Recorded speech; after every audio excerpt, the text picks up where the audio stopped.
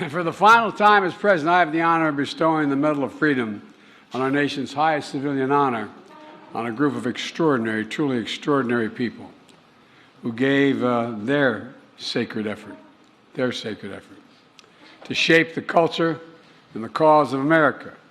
So let me just say to each of you, thank you, thank you, thank you for all you've done to help this country.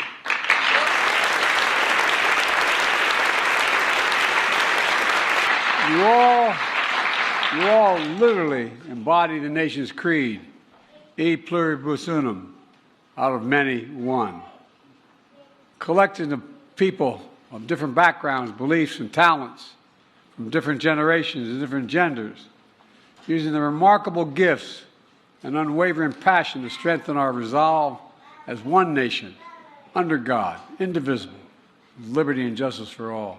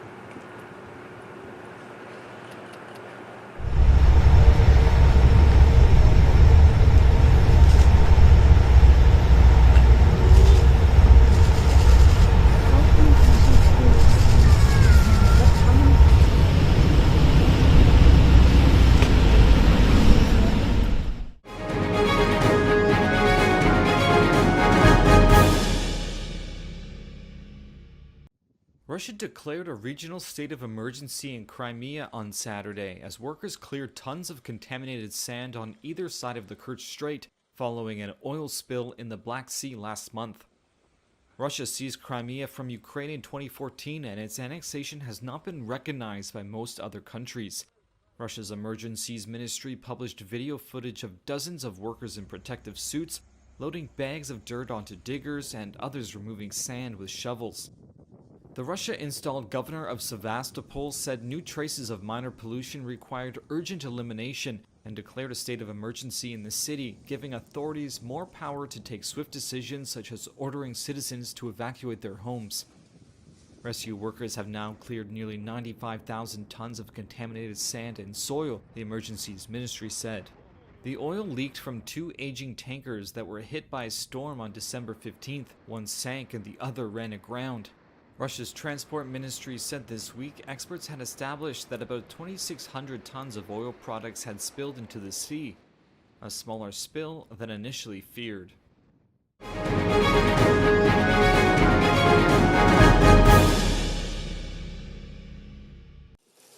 Myanmar's military government has released thousands of prisoners under an amnesty marking the nation's Independence Day, state media said on Saturday.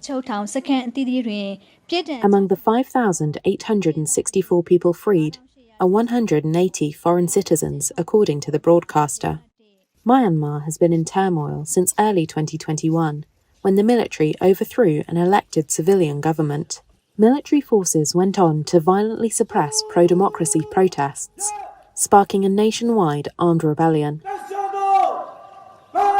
The junta has said it will hold elections this year, though the plan has been widely condemned by opposition groups as a sham. Among those still imprisoned by the junta is the country's former leader and Nobel laureate Aung San Suu Kyi. The 79-year-old is serving a 27-year sentence tied to criminal charges ranging from incitement and election fraud to corruption. She denies all the charges, according to her lawyers.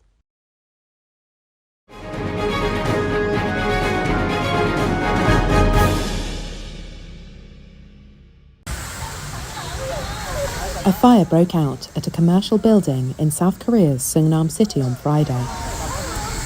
Dozens of people trapped inside were rescued, the fire department said. 12 were sent to the hospital after inhaling smoke.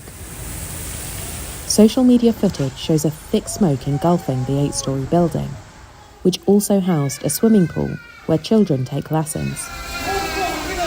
Large flames could be seen enveloping lower floors after the fire started in a restaurant on the first floor. More than 80 vehicles were deployed by the fire department to bring the blaze under control.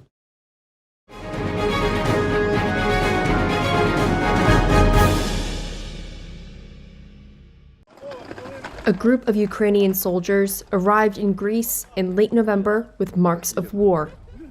One with a headscar, others with amputated limbs, some with invisible mental wounds. They traveled to a monastery in Athos in the hope of escaping haunting memories of the 3-year conflict that has ravaged their homeland. Ivan Kovalyuk was taking a break on Ukraine's front lines in September 2023 when soldiers asked him to bring a radio, food, and water. As he fetched the belongings, a shell exploded nearby. Kovalyuk lost both legs below the knee. I was ready for it psychologically. I understood what I signed up for, the risk which was high and what could happen to me. What happened to me is probably the best outcome that could happen. Part of a psychological support program organized by Ukrainian authorities, and over the course of a few days, the soldiers made a pilgrimage to a dozen monasteries on the slopes of Mount Athos. Orest Kvetsky is a Lviv regional official who helped organize the trip. When I visited Athos, I felt God's grace, God's blessing, the greatness of Athos. This is when I had the idea to organize a kind of pilgrimage for our heroes that went through the hell of war. To have a possibility to feel this grace. We understand that God's blessing and God's grace rehabilitates our warrior heroes a lot more than physical or psychological rehabilitation at home. Athos has been a spiritual home of the Orthodox Church since the 10th century. The soldiers took communion shoulder to shoulder in small chapels and made lists of loved ones they wanted to pray for. Between services, they talked and took photos from balconies overlooking the sea. We already see that these 5 days spent on Athos will replace at least a year of rehabilitation in Ukraine, in hospitals or other medical centers. Kovalyuk agrees. He says the visit, which he plans to repeat, helped him to relieve stress. I rethought a lot of things in my head. I weighed all my deeds, the good and the bad ones. I made a conclusion for myself. I think this is not my last trip here.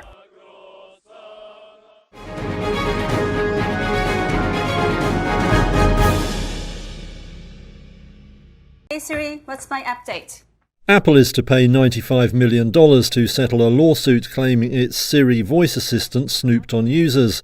That's according to a filing in a California federal court. iPhone users complained that Apple routinely recorded their conversations after they accidentally activated Siri. That can happen when people say something similar to the "Hey Siri" phrase that is meant to wake the voice assistant. The class action suit says the firm then disclosed the recordings to third parties, including advertisers. 2 plaintiffs said they were targeted with ads for products like Air Jordan sneakers after mentioning them in conversation. Another said he got ads for surgical treatment after what he thought was a private talk with his doctor. Now parties to the class action could get $20 per Siri-enabled device. Which includes iPhones, Apple Watches and smart speakers. The tech giant denied any wrongdoing in agreeing to settle and did not respond to a request for comment on Thursday.